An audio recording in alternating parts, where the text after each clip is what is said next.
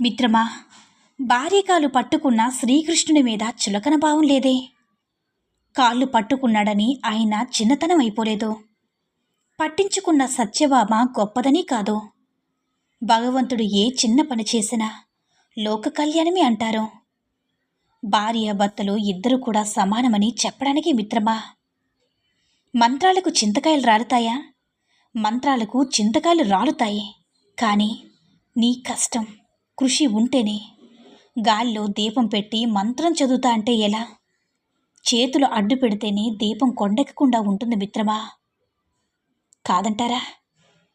ఫ్రీగా ఇస్తున్నారని చేయి చాపడం అలవాటు చేసుకోకు.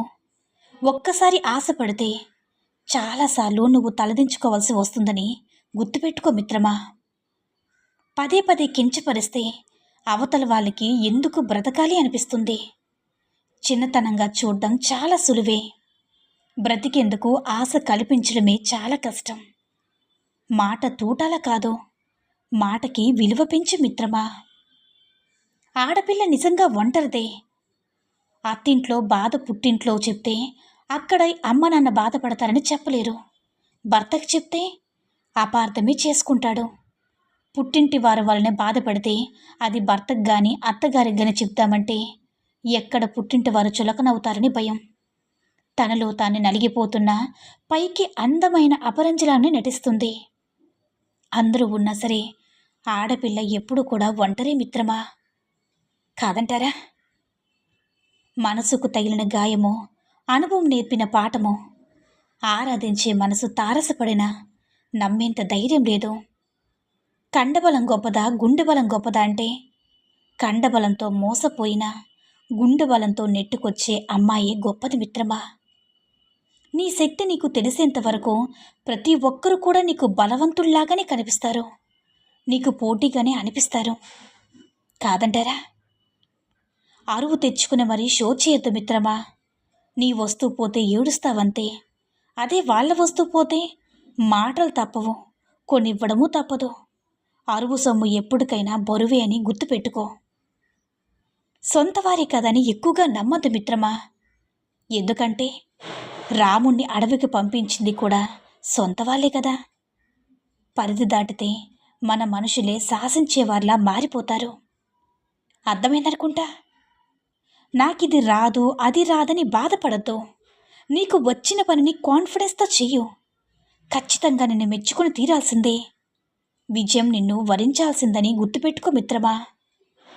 చావు అంచి నిలబడిన అమ్మ పురిటి నొప్పుల కన్నా కష్టమైందా నీకు ఎదురైన సమస్య? అమ్మ దాటిన కష్టంతోనే మొదలైంది కదా నీ జీవితం. నీవు నీకొచ్చిన కష్టాన్ని ఎదుర్కొని నిలబడితే నీ జన్మకు అర్థం, ఆమె కష్టానికి పరమార్థమని తెలుసుకో మిత్రమా. అవసరం ఉంది కాబట్టి నేను గుర్తొచ్చా అనుకుంటాం. అవసరానికి నువ్వు మాత్రమే గుర్తొచ్చావంటే ఆ పని నువ్వు తప్ప ఎవరూ చేయలేరనేగా అర్థం. ఇండైరెక్ట్గా నీ గొప్పతనం గుర్తించినట్లే కదా మిత్రమా. నా భర్త నన్నెందుకు పొగడ్డు అనుకుంటారు కొందరు. పడేయడానికి పొగడ్తలు కావాలి కానీ ప్రేమించడానికి పొగడ్తలు అవసరం లేదు. మనసును ప్రేమించేవాడికి బాహ్య సౌందర్యంతోనే పనిలేదని గుర్తుపెట్టుకో మిత్రమా. భర్తక భార్య ఎప్పుడు కూడా చులకనే అనుకుంటుంది. నిజానికి చులకన కాదు, కోపన్నా ఎక్కడికి వెళ్ళదని ధీమా. ఒక్కసారి ప్రేమగా దగ్గరగా తీసుకుంటే తను చిన్నపిల్ల మారిపోతుందని నమ్మకం. ఏమైనా పడుంటుందిలే అంటే చులకన. ఏం చేసినా సరే తన మది గూడు దాటదంతే. అవునా మిత్రమా? జీవితం ఎటు వెళుతుందో తెలియదు కానీ ఆలోచనలు ఎటు వెళ్తున్నాయో మాత్రం తెలుస్తుంది. అందుకే నీ ఆలోచనలు కరెక్ట్గా ఉండేలా చూడు. ఆటోమేటిక్గా జీవితం సరైన దారిలో వెళుతుందని గుర్తుపెట్టుకో మిత్రమా. తొందరపడి తప్పు చేసి రోజులు తరబడి బాధపడి ఏం లాభం? తప్పు చేయకముందు ఆలోచించు. చేసిన తర్వాత బాధపడకుండా సరిచేసుకోవాలని మాత్రమే ఆలోచించు. సమాధానం లేని ప్రశ్న ఎలా ఉండదో కొనసాగించే అసలు తప్పే ఉండదు మిత్రమా. 5-10 వయసు దాటిన అత్తగారి ముందు తల్లిగా మారకపోతే 25 ఏళ్ళ ఉన్న కోడలు కూతుర్లా ఎలా మారుతుంది? అనుభవం పాఠాలు నేర్పాలే కానీ అవతల వారిని బాధను అనుభవించేలా చేయకూడదు. ప్రేమను చూపించే వాళ్ళకి ఆ ప్రేమను తిరిగి పొందే అవకాశం వస్తుందని గుర్తుపెట్టుకో మిత్రమా. ఎందుకంత ఆకర్షణ? నీ సొంత మనిషిలో ఏ గుణమైతే లేదో అదే ఆలోచిస్తూ వేరొకరి ఆకర్షణలో పడిపోకు. గుర్తుపెట్టుకో మిత్రమా, అదే అక్రమ సంబంధానికి నాంది. నీ చిన్న తప్పు ఎప్పటికీ బయటికి రాలిని పంజరం అవుతుంది. ఎలా ఉన్నా వ్యక్తిత్వాన్ని అలా స్వీకరిస్తేనే ప్రేమ. ఎలా ఉన్నా సర్దుకుపోవడమే నిజమైన జీవితం మిత్రమా. మార్చగలగనన్న నమ్మకంతో ఉంటే సరిపోదు, వాళ్ళు మారేంత వరకు ఎదురు చూసేంత సహనం కూడా ఉండాలని గుర్తుపెట్టుకో. మనసు బాధపడిన ప్రతిసారి నేనే తప్పు చేశానని తెలుసు, తప్పు నాదే, బాధ నాదని ఎన్నిసార్లు నిందించుకోవాలి? పశ్చాత్తాపానికి మించిన శిక్ష ఇంకొకటి లేదు కదా అంటారు. అలాగే బోధార్చడానికి ఎవరూ ఉండరని కూడా తెలుసుకో మిత్రమా.